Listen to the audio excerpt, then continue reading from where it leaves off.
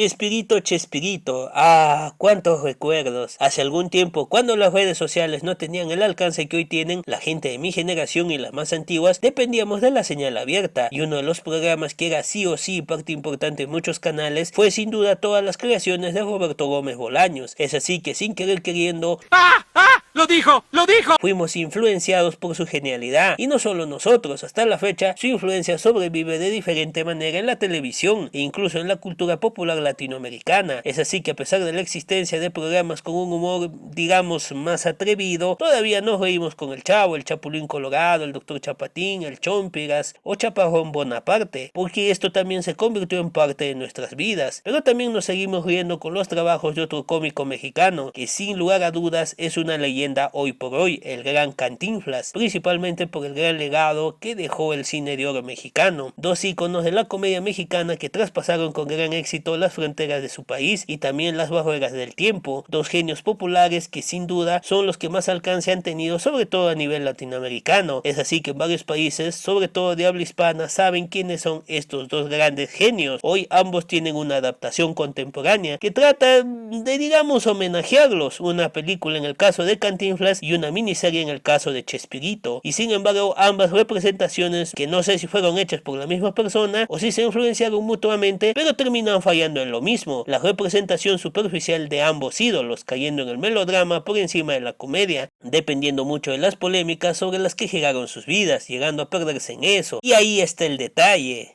¡Ah! ¡Ah! ¡Ahí está! ¡Ahí está! Porque ese es el principal problema de ambas representaciones, que no se dan cuenta de quiénes están hablando. Y lo más irónico es que el propio Chespirito dijo que hacer llorar es fácil, lo difícil es hacer reír. Entonces, ¿por qué estas biopics latinas se obsesionan con el melodrama? ¿Por qué usar la telenovela para contar la vida de quienes hicieron de la risa una forma de resistencia? Pues estos serán aspectos que veremos en este simpático video dedicado a estos dos grandes ídolos. Pero antes de comenzar les doy la bienvenida al canal Antro Prometidos. Esta vez dejo momentáneamente el mundo de la música para hablar de lo que está dando la hora, la bioserie de Chespirito, y como soy generación Chavo el 8, no podía dejar pasar este momento. Y ¿saben qué? Me di cuenta que tiene varias similitudes con la película de Cantinflas del 2014, así que me dije, ¿por qué no comparamos ambos materiales? Y de paso hablamos de estos dos grandes genios. Les recuerdo que si les gustan los videos análisis de distintas temáticas de la cultura popular, visiten el canal y mis otras redes sociales. Me encuentran como Antro Prometidos en TikTok, pero también como Shuma Perú, donde subo mis propias historias. Sin nada más que decir, comencemos con el video.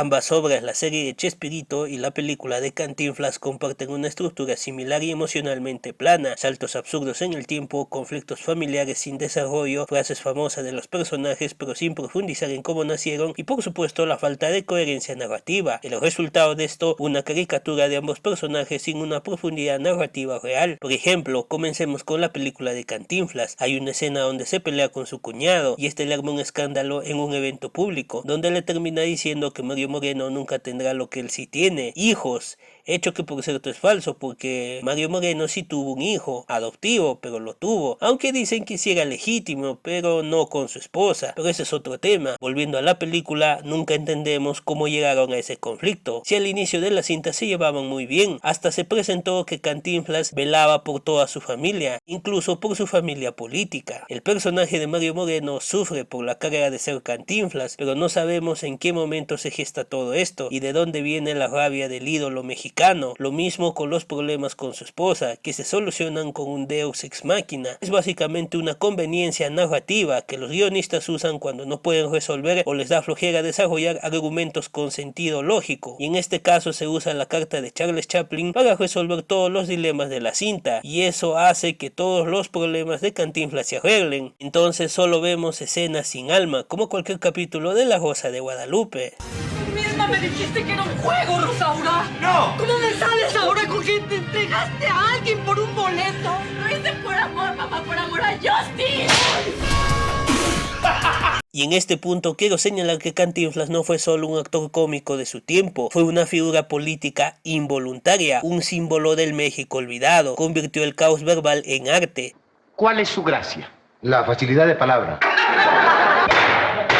Su personaje, el pelado, desenmascaraba al sistema, usando precisamente su incapacidad de comprenderlo. Sí, no me grite. ¿Cuál quiere usted, el de primero o el de después? Ahí está la cosa. Y allí está el detalle, sí señor. Confundía para evidenciar la confusión del poder, y eso no se ve en la película. Ni una sola escena muestra cómo nació este estilo de comedia, solo se menciona que apareció por una casualidad conveniente que le permitió a Mario Moreno brillar. Entonces no se problematiza su relación con el pueblo ni su evolución como figura social. Porque los niños solamente tienen dos fuentes de aprendizaje, que es el hogar y la escuela.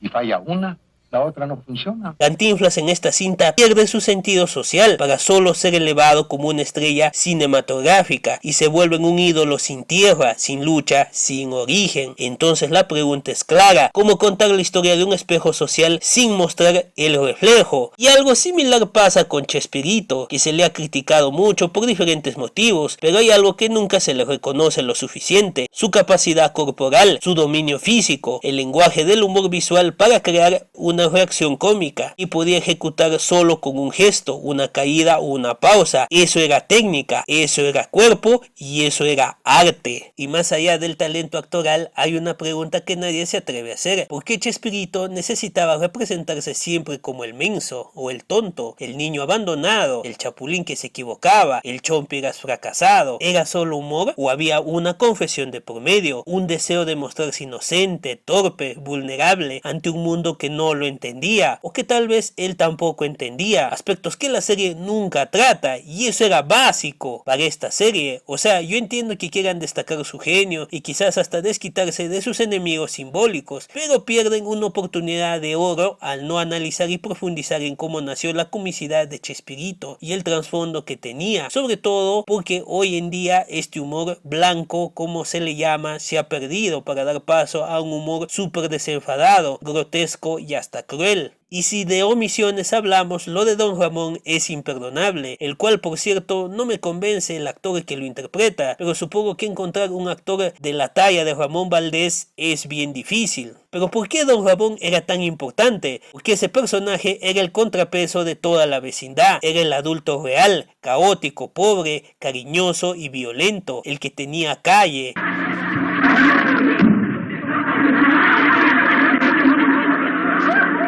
Y cuando se fue, el programa empezó a estancarse. Bueno, con su salida y con la salida de Kiko. Y sin embargo en la serie apenas existe, no tiene peso, no tiene historia. Es tratado como un figurante más o como un personaje secundario. Porque seamos sinceros, sin Don Ramón y también sin Kiko, el Chavo dejó de tener calle, sin calle dejó de tener alma, y esta serie al ignorarlo repite ese error. Pero quizás también el hecho de quitarle protagonismo y ensalzar solo a Chespirito es un desquite por el apoyo que terminó dándole Ramón Valdés a Carlos Villagrán. Muchos lo dicen en redes: esta serie de Chespirito no parece un homenaje, parece una venganza emocional, una forma en la que la familia pueda controlar el relato, de que los personajes incómodos desaparezcan, de que el conflicto se diluya en frases bonitas, y eso más que traicionar la historia, traiciona el humor mismo, y te das cuenta de eso mirando cualquier capítulo de Chavo del 8, que tiene más comedia y drama al mismo tiempo que cualquier capítulo de esta serie. No me digas que te comiste todos los churros. Tenías mucha hambre, ¿verdad, Chivo? Vete de aquí. Y ahí radica su problema, no se dan cuenta de quién están hablando, de un comediante y no cualquiera, uno de los más representativos de la historia latinoamericana. Lo mismo en el caso de Cantinflas, los cuales por cierto ambos actores que los protagonizan, tanto Pablo Cruz en el caso de Chespirito y Oscar Jaenada en el caso de Cantinflas, hacen muy buenos papeles, y todos los actores del elenco, pero si querían manejarlo solo de esa manera, como referencias biográficas, mejor le decían a History Channel que se encargue de hacer un documental tipo Gigantes de la Comida. Y entiendo que la vida no siempre son risas, incluso si es la vida de un comediante, pero se puede hacer comedia desde lo dramático, tal como fue la vida de estos dos personajes, como por ejemplo en La vida es bella, cinta que nos enseñó que se puede llorar desde la risa. Chaplin, el gran referente de Chespirito, también nos lo mostró en El gran dictador. Incluso en Latinoamérica, Pedro Infante o Tintán supieron mezclar lo trágico con lo cómico sin perder la esencia, pero estas biopics de Cantinflas y Chespirito Chespirito lo olvidaron todo. Nos dan drama sin comedia, lágrimas sin ironía, como si hablar de un comediante significara hablar solo de su sufrimiento o de sus logros, y no de cómo ese sufrimiento se transformó en risas para millones, y eso es lo que convierte a estas adaptaciones en una oportunidad perdida, porque si fuera la vida de un cantante o un político lo entendería, pero estos hombres vivieron del humor, y sus adaptaciones le tienen miedo al humor. No basta con mostrar que sufrieron, hay que mostrar cómo hicieron reír a pesar de eso, porque si no entendemos esto, entonces no entendimos nada de Chespirito, ni de Cantinflas, ni de nosotros mismos.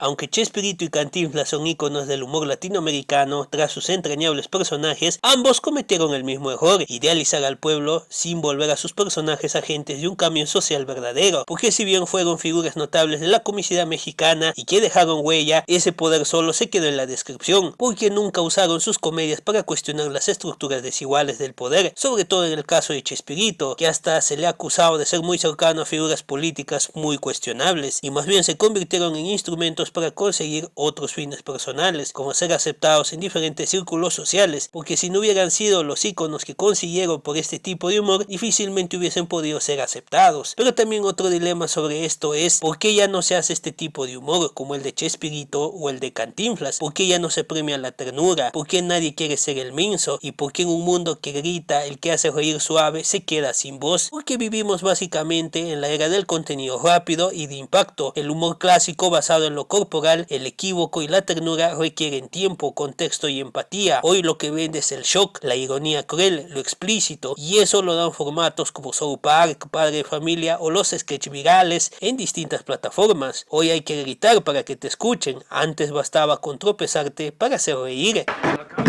Cantinflas ridiculizaba el poder desde el pueblo. Chespirito hablaba de la infancia, de la pobreza, de la soledad, sin necesidad de nombrarlo. Ahora el humor busca el choque directo, el escándalo, la denuncia frontal, pero muchas veces eso se convierte en cinismo, no en crítica. El humor de Chespirito era tierno y el de Cantinflas tenía una picardía cálida. Hoy el sentimentalismo se ve como debilidad, lo emocional se sospecha, y en ese mundo el comediante que no grita, que no insulta, que no transgrede, parece invisible. Ya no reímos para sanar, reímos para olvidar o para burlarnos de alguien más.